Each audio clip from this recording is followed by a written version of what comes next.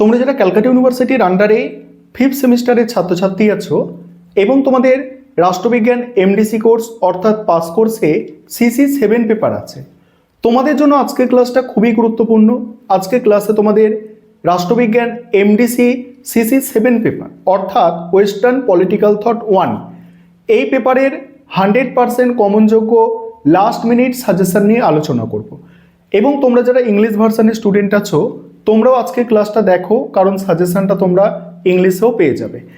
তোমাদের এই যে পেপারটিতে পরীক্ষা দিতে চলেছ western political thought 1 CC 7 paper, এই পেপারটা অনার্সের ছাত্রছাত্রীরা অর্থাৎ পলিটিক্যাল সায়েন্স অনার্সের ছাত্রছাত্রীরা 5th সেমিস্টারে ডিএসসিসি 12 পেপার হিসাবে পরীক্ষা দিয়েছে। প্রথমে তোমাদের আমি অনার্সের কোয়েশ্চেন পেপারটা দেখাবো, তোমরা যে সিলেবাসে পরীক্ষা দিতে চলেছো সেই সিলেবাসে। তারপরে তোমাদের জন্য 100% কমনযোগ্য সাজেশন নিয়ে আলোচনা করব, অর্থাৎ অনার্সে কোনগুলো এসে গিয়েছে এবং তোমাদের কোনগুলো আসতে পারে ভালো করে তোমরা বুঝে নাও এই সিসি 7 পেপার থেকে। প্রথমে তোমরা অনার্সের কোয়েশ্চেন পেপারটা দেখো, অর্থাৎ তোমরা যে সিলেবাসে সিসি 7 পেপার পরীক্ষা দিতে চলেছো অনার্সের ছাত্রছাত্রীরা ডিএসসিসি 12 পেপার সেই একই সিলেবাস অর্থাৎ ওয়েস্টার্ন পলিটিক্যাল থট এই সিলেবাসে পরীক্ষা দিয়েছে। এবারে অনার্সের 5 নম্বরের যে প্রশ্নগুলো এসেছিল প্রথমেই তোমরা মনে রাখবে এই প্রশ্নগুলো তোমাদের আর 5 নম্বরের জন্য তৈরি করতে কোনোভাবেই হবে না, কারণ 5 নম্বরের প্রশ্ন যেগুলো অনার্সে আসে সেই প্রশ্ন কিন্তু জেনারেলে 5 নম্বরে আর কোনোভাবেই রিপিট হবে না। তাহলে কি কি 5 নম্বরের প্রশ্ন এসেছিল দেখো, প্লেটোর চিন্তায় ন্যায়ের ধারণা, অ্যারিস্টটলের সংবিধানের শ্রেণীবিভাগ, রোমান নাগরিকতার ধারণা, মানব প্রকৃতি সম্পর্কে হবসের ধারণা, স্বাধীনতা সম্পর্কে রুশোর ধারণা। এগুলো তোমাদের 15 নম্বরে আসতে পারে, তবে 5 নম্বরে এই প্রশ্নগুলো আর আসার কোনো রকমভাবে সম্ভাবনা নেই। এবারে মডিউল 1 থেকে যে প্রশ্নগুলো অনার্সে বড় প্রশ্ন হিসাবে দেওয়া হয়েছিল দেখো, অ্যারিস্টটলের রাষ্ট্রতত্ত্ব, পাশ্চাত্য রাজনৈতিক চিন্তায় ম্যাকিয়াভেলির অবদান, গ্রিক রাজনৈতিক চিন্তার মূল বৈশিষ্ট্য, সংস্কার আন্দোলনের রাজনৈতিক চিন্তা ও তাৎপর্যের উপর টিকা। মডিউল 2 থেকে দেওয়া হয়েছিল তুমি কি মনে করো বোদা চরম সার্বভৌমিকতার একজন তাত্ত্বিক, তোমার উত্তরের সপক্ষে যুক্তি দাও।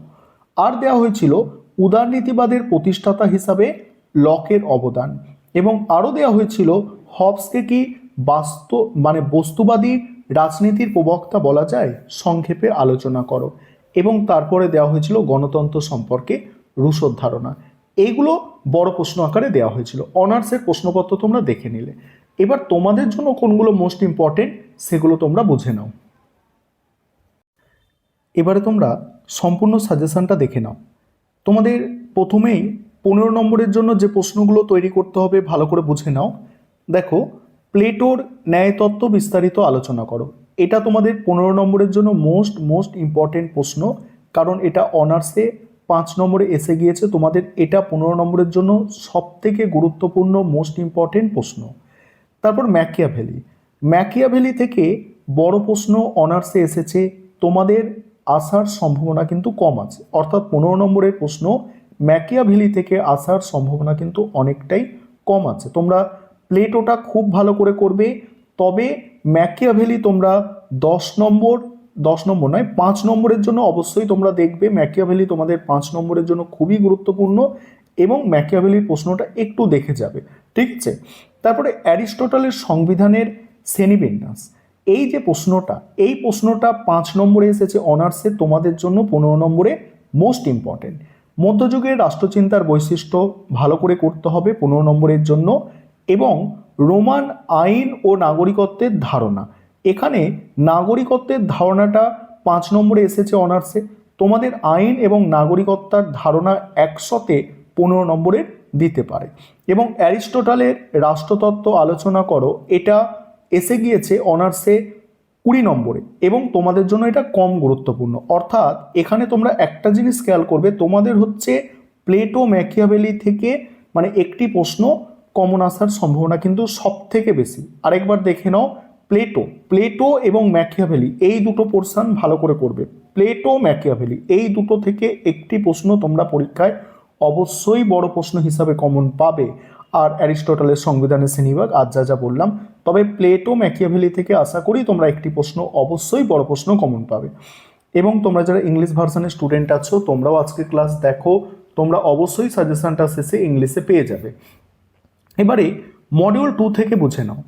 মডিউল 2 থেকে জন লককে কি আধুনিক উদারনীতিবাদের প্রবর্তক বলা যায়? যুক্তি দাও। ঠিক আছে, এটা 20 নম্বরে অনার্সে এসে গিয়েছে। রুশোর সাধারণ ইচ্ছার তত্ত্বটি আলোচনা করো বা ব্যাখ্যা করো, মোস্ট ইম্পর্টেন্ট তোমাদের জন্য। তারপরে বোদার সার্বভৌমিকতার তত্ত্ব, এটা অনার্সে এসে গিয়েছে। টমাস হবসের সার্বভৌমত্ব এবং রাষ্ট্রের প্রকৃতি সংক্রান্ত ধারণা, এখান থেকে 5 নম্বরের একটা প্রশ্ন, একটা পার্ট আর কি অনার্সে এসেছে, এটা তোমাদের জন্য বড় প্রশ্ন হিসাবে গুরুত্বপূর্ণ। স্বাধীনতা সম্পর্কে রুশোর চিন্তা, এটা 5 নম্বরে অনার্সে এসেছে। এখানে লক এবং রুশো থেকে একটি প্রশ্ন কিন্তু কমন আসার সম্ভাবনা প্রবল। অর্থাৎ এখানে লক হচ্ছে অনার্সে যদিও এসেছে, তবু তোমরা এটা 15 নম্বরের জন্য দেখে যাবে। এবং রুশোর সাধারণ ইচ্ছার ধারণা খুব খুব গুরুত্বপূর্ণ তোমাদের জন্য। ঠিক আছে, এবং এখানে আরেকটি প্রশ্ন আমি তোমাদের বলে দেবো, স্বাধীনতা সম্পর্কে রুশোর ধারণা, মোস্ট ইম্পর্টেন্ট। এই 3টি প্রশ্ন এখান থেকে সব থেকে গুরুত্বপূর্ণ তোমাদের আমি বলে দিলাম। লাস্ট মিনিট মানে কি, প্রশ্ন অনেক কমাতে হবে, অনেক কম করে যাতে তোমরা কমন পাও, সেইভাবেই সাজেশন রেডি করা তোমাদের জন্য। এবার 5 নম্বরেরটা বুঝে নাও, ইংলিশ ভার্সন আমি শেষে আলোচনা করব। 5 নম্বরে করবে প্লেটোর সাম্যবাদ সম্পর্কে ধারণা, ম্যাকিয়াভেলির চিন্তার ধর্ম নৈতিকতার ভূমিকা, তারপর অ্যারিস্টটলের মতে বিপ্লবের কারণ। ঠিক আছে, সংবিধান সম্পর্কে অ্যারিস্টটল। ঠিক আছে, অ্যারিস্টটলের মতে বিপ্লবের কারণগুলি কি কি, আর এখানে হচ্ছে সংবিধান সম্পর্কে অ্যারিস্টটল, এটা 5 নম্বরে এসে গিয়েছে, এটা তোমাদের করতে হবে না। রোমানদের আইন তত্ত্ব, এটা 5 নম্বরের জন্য করবে। আর রেনেসাঁসের রাজনৈতিক তাৎপর্য বা বৈশিষ্ট্য 5 নম্বরে করতে হবে। তারপরে বদিনের সার্বভৌমিকতার সীমাবদ্ধতাগুলি কি কি 5 নম্বরে করবে, এটা অনার্সে 10 নম্বরে এসেছে, তোমরা 5 নম্বরে করবে। হবসকে কি বাস্তববাদী দার্শনিক বলা যায়?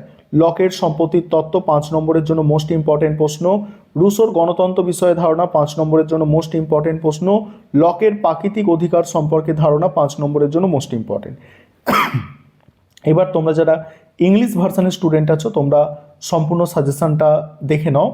আর তোমাদের পরীক্ষার পরেই আমাদের অনলাইন কোচিং ক্লাস শুরু হয়ে যাবে, এবং আমাদের 6 সেমিস্টারের জন্য আর কি, আর 6 সেমিস্টারের স্টাডি মেটেরিয়াল আমাদের রেডি করা হচ্ছে। আশা করি তোমাদের পরীক্ষার শেষ দিন পর্যন্ত আমাদের স্টাডি মেটেরিয়াল কিন্তু পাবলিশ হয়ে যাবে 6 সেমিস্টারের জন্য। ঠিক আছে, তোমরা যারা পরের সেমিস্টারে অ্যাডমিশন নিতে ইচ্ছুক, আমাদের পেইড ব্যাচে বা স্টাডি মেটেরিয়াল পারচেস করতে ইচ্ছুক আছো, এখন থেকেই তোমরা যোগাযোগ করতে পারো।